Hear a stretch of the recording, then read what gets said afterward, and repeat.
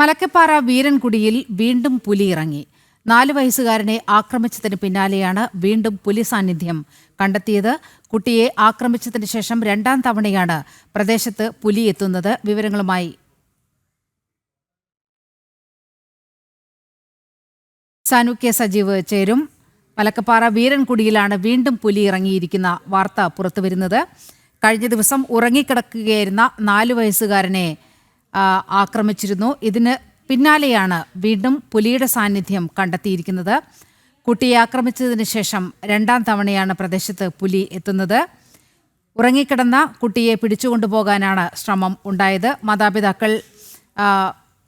മാതാപിതാക്കളുടെ ശ്രദ്ധയിൽപ്പെട്ടപ്പോൾ പുലി ആ വീട്ടിൽ നിന്നും ഇറങ്ങി ഓടുകയായിരുന്നു.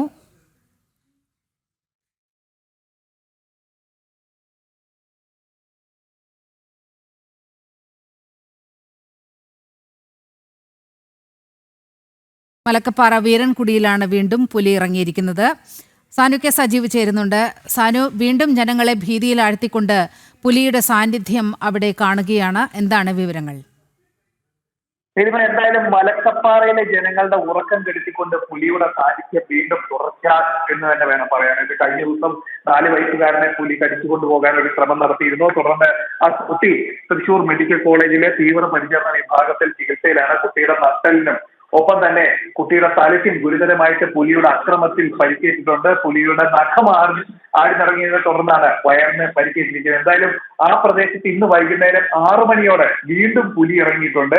ഇത് ജനങ്ങളുടെ ശ്രദ്ധയിൽപ്പെട്ടതിനെ തുടർന്ന് പുലിനെ തുരത്തിയെങ്കിലും ഇതുവരെ ആ പ്രദേശത്ത് വനം വകുപ്പ് ഉദ്യോഗസ്ഥർ, മലക്കപ്പാറയിലെ തമിഴ്നാടിന്റെ വനം വകുപ്പ് ഉദ്യോഗസ്ഥർ എത്തിയിട്ടില്ല എന്നാണ് നമുക്കറിയാൻ സാധിച്ചിട്ടുള്ളത്. ഒപ്പം തന്നെ റവന്യൂ വകുപ്പിന്റെയും പോലീസ് ഉദ്യോഗസ്ഥരുടെ നേതൃത്വത്തിൽ ആ ഭാഗത്ത് പരിശോധനകൾ നടത്തുന്നുണ്ട്.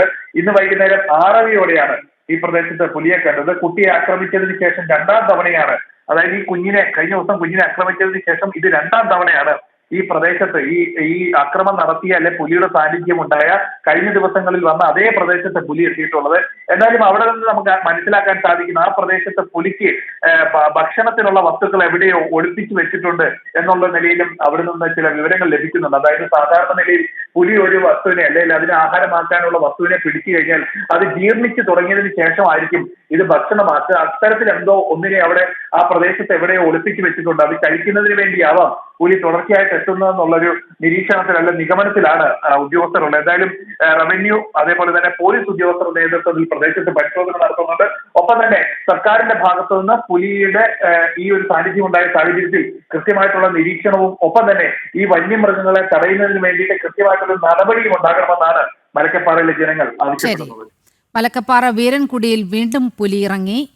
കഴിഞ്ഞ ദിവസം 4 വയസ്സുകാരനെ ആക്രമിച്ചിരുന്നു. ഇതിന്റെ തൊട്ടുപുറകെയാണ് വീണ്ടും പുലിയുടെ സാന്നിധ്യം കണ്ടെത്തിയിരിക്കുന്നത്.